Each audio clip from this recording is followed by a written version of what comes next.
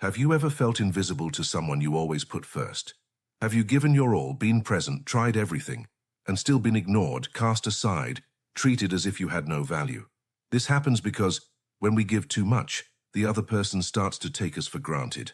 But what if I told you there's a way to turn this game around? Without yelling, without begging, without chasing. In this video, I'll show you 9 Stoic attitudes that cause the reverse effect. They make the very person who neglected you start to see you again, or rather become desperate with fear of losing you forever. And best of all, you won't have to play games. These attitudes are based on an ancient philosophy, Stoicism, which teaches how to gain respect, balance, and inner peace, even when the outside world tries to destabilize you. Stoicism was born over 2,000 years ago, but it's more relevant than ever. And do you know why? Because it teaches something rare nowadays, the power to focus on what's within your control and let go of what isn't. For Stoics, it's not worth wasting energy trying to change the mind of someone who doesn't value you.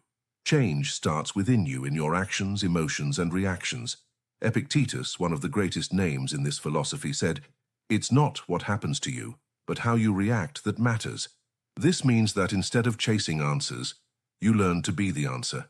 And when you act with this silent firmness, something shifts. You disturb, you arouse doubt, you activate the fear of loss.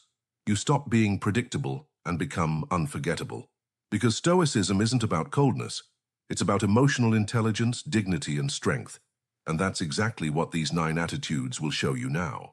Attitude 1. Strategic silence. Sometimes what destabilizes someone most isn't what you say, it's what you don't say.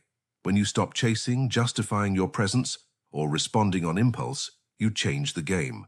Silence, when used wisely, is one of the most powerful tools to regain your dignity, especially with someone who's grown accustomed to your explanations, your immediate availability, your unlimited attention. When you go silent, without drama, without hints, without announcements, you force the other person to look inward. And that hurts, because the one who thought they always had you nearby starts to miss the noise you made just by existing. Marcus Aurelius said, "Nothing is as powerful as the silence of a man with a just cause." And it's true. Silence leaves space for the other person to think, to feel uneasy, to realize what they've lost. It's not absence, it's elevated presence. It's you saying, "I'm still here, but not just anyway." In a noisy world, those who know how to be silent with purpose become unforgettable. Attitude 2. Focus on yourself. Someone who spends their life trying to be seen by someone who ignores them inevitably distances themselves from their own self. And one of the most transformative and unexpected attitudes is precisely this. Stop wasting energy on those who don't see you and start taking care of who matters most. You. But this isn't a false focus, one of those that try to cause jealousy or look good on social media. It's true focus. It's waking up and choosing to invest in your mind, your body, your projects, your peace. When you start treating yourself with care, with priority, something in you changes. And this silent transformation, without fanfare, without performance, deeply impacts the person who once ignored you, because they start to realize that you no longer depend on them to feel good. The Stoics said, "True freedom comes from within," and it's precisely when you stop wanting to be chosen that others start to want to choose you. You move from the role of begging for attention to the role of inspiring respect. Focusing on yourself isn't selfishness, it's your healing. Attitude 3. Controlled absence. Some people only understand the value of your presence when they feel the weight of your absence. And this is one of the most elegant and effective Stoic attitudes. Knowing when to exit the scene, without scandal, without notes, without exposed hurt, just withdrawing peacefully. Controlled absence isn't punishment. It's a silent message that you won't stay where there's no respect.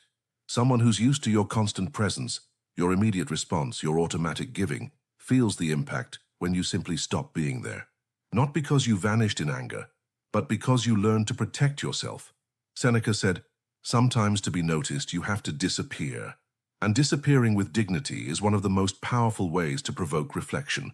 When you stop being available to someone who doesn't value you, you create a void that even the most stubborn pride cannot fill.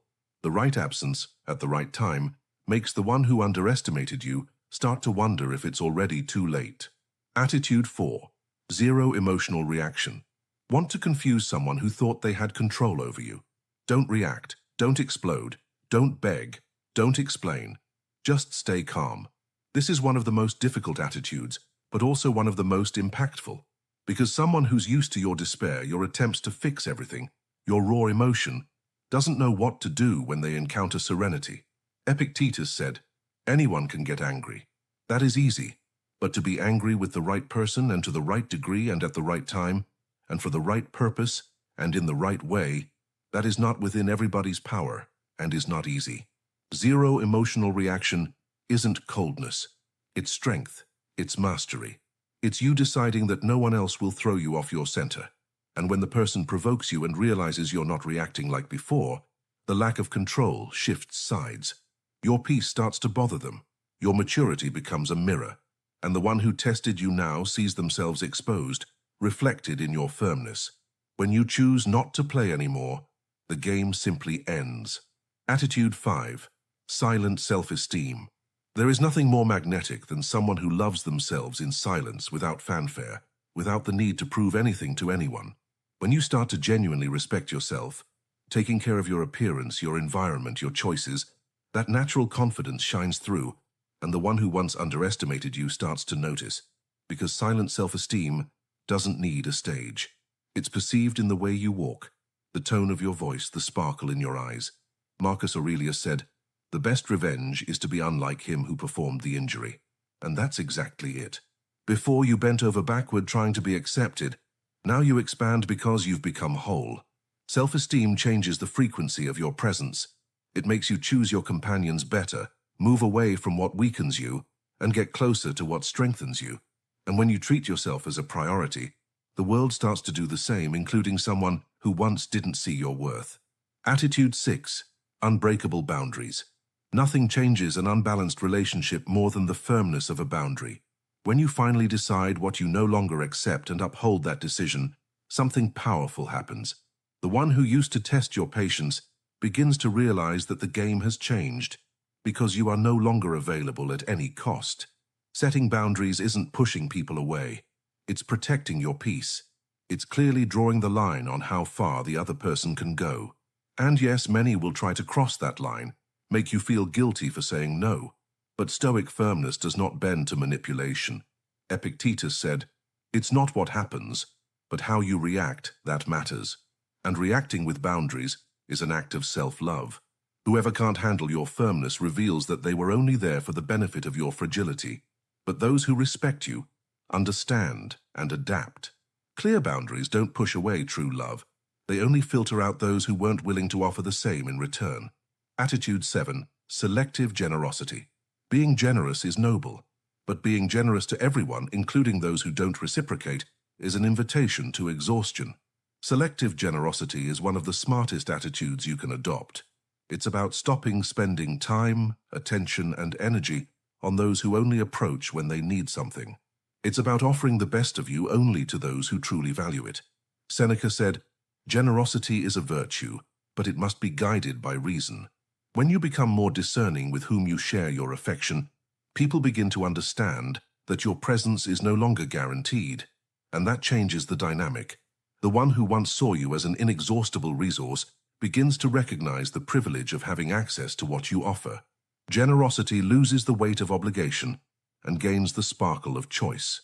You choose who deserves your attention, and whoever used you before now feels the absence of what they never knew how to value. Attitude 8. Powerful indifference. Few things dislodge someone more than the indifference of someone they once cared about. But pay attention. Indifference is not contempt. It is emotional maturity. It is you choosing not to react anymore to the stimuli of someone who used to destabilize you. When you stop caring about what the person does, thinks, or says, something changes in the balance of the relationship. The other person loses control because what used to shake you no longer has an impact. Epictetus taught, "Don't spend your energy trying to please someone who doesn't have the capacity to value you." And that's it. Powerful indifference doesn't come from anger, but from awareness.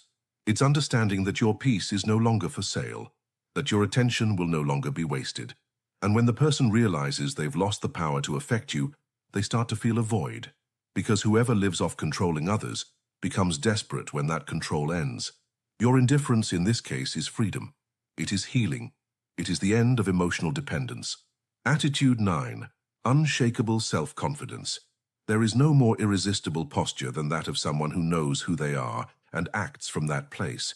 When you develop true self-confidence, based on your inner worth and not on external approval, you become emotionally independent. And that changes everything. You walk into a room and don't need to prove anything. Your presence already speaks for itself. Marcus Aurelius said, "Self-reliance is not arrogance, it is wisdom." And wisdom is exactly what emanates from those who do not seek validation. When you stop waiting for recognition and begin to move with firmness, with clarity, with purpose, even those who ignored you before start to notice. Because now you don't need to be chosen. You chose yourself. And that's the moment the game turns. The one who once underestimated you realizes they've lost access to someone who finally understood their own worth. And that loss hurts, because self-confidence not only attracts, it also liberates. Now you understand. These attitudes aren't about revenge. They're about transformation, about regaining control of your life and stopping the search outside for what can only be built within. When you practice strategic silence, invest in yourself, set boundaries, and nurture your self-confidence, you change. And when you change, the world around you starts to respond differently. Those who underestimated you feel it. Those who ignored you notice. Those who lost you regret it. But none of that matters anymore, because now you see yourself. You are enough for yourself. And that's exactly where true power lies, living in peace without needing to be accepted, chosen, or validated by anyone.